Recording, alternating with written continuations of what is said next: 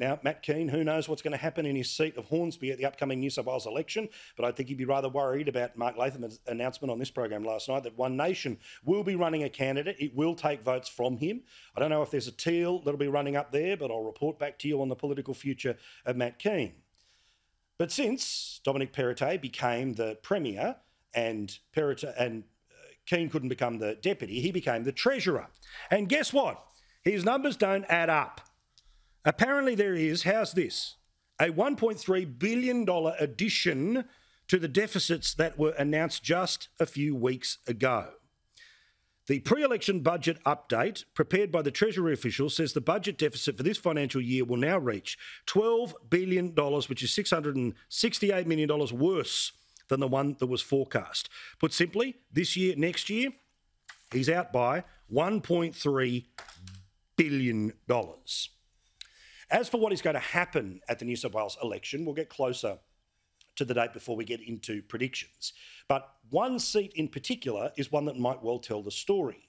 The Liberal Party has had a stranglehold on the seat of Riverstone for some period of time, back when it was a place that had acre, 2 acre, 3 acre blocks and now has been turned into, if anyone knows Windsor Road or Old Windsor Road, into plenty of 1/4 acre blocks and brand new housing. So as it changed, it stayed blue. But apparently at this election, that's about to change. According to a one-seat poll that was in the Financial Review this week, Labor leads 54 to 46 on two-party preferred. But remember, in New South Wales, there's a thing called optional preferential voting. So put simply, you can walk in and just vote one.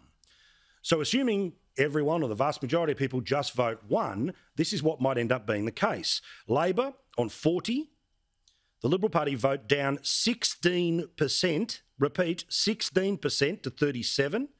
The Greens at 7%, and 7% of that 16% that disappeared is going to One Nation.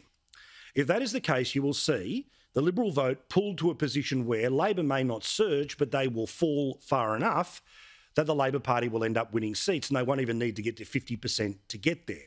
If One Nation polls at about 7% across the state, and I understand they're not even running a candidate in that particular seat, it could get not just Mark Latham re-elected, but it can get another and maybe 2 more people to come with him.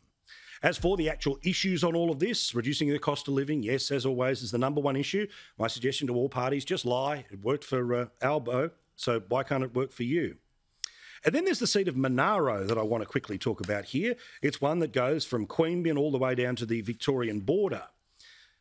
Now, the closest I could come to finding a photo of lots of people that are running in this election is one from a Chamber of Commerce event, which was held tonight. You can see there that Nicole Overall is the Nationals MP. Steve Wan has gone in to replace Terry Campese, the former Labor candidate. Jenny Goldie is from the Greens. There's an independent. And there's a guy from Sustainable Australia called James Holgate. Now, the ballot draw to decide where everyone goes on the ballot paper happened this week. Labor got the first spot and the National Party got the last spot.